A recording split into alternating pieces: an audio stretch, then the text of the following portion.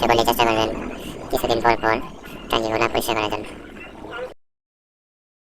এখানে যে মিস্ত্রি ট্যাঙ্কি বসিয়েছেন এটা ভুল করেছেন, এখানে ইউনিয়ন দেওয়ার দরকার ছিল। আমরা ইউনিয়ন ছাড়া এই ট্যাঙ্কিটা খুলে এখন পরিষ্কার করতেছি। আমরা এক ধরনের কেমিক্যাল ব্যবহার করেছি, ব্যবহার করার পরে শেয়ার দিয়ে ভালোভাবে মোড় দিয়ে মশা মাজা করে একেবারে পরিষ্কার করে দিতেছি। আপনারা দেখতে পাচ্ছেন কেমিক্যাল ব্যবহার করার পরে শেয়ার দিয়ে লবণ দিয়ে মশা মাজা করার পরে ময়লাগুলো উঠে যাচ্ছে।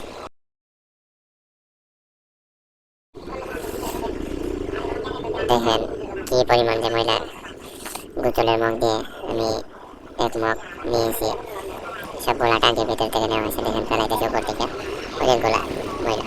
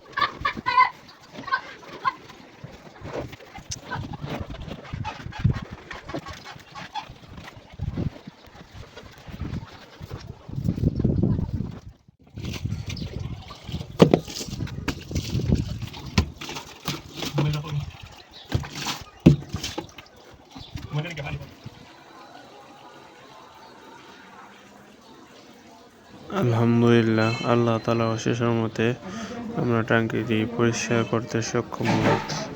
এখন দেখেন আপনারা ট্যাঙ্কিটির রূপ আগে কেমন ছিল আর এখন কেমন।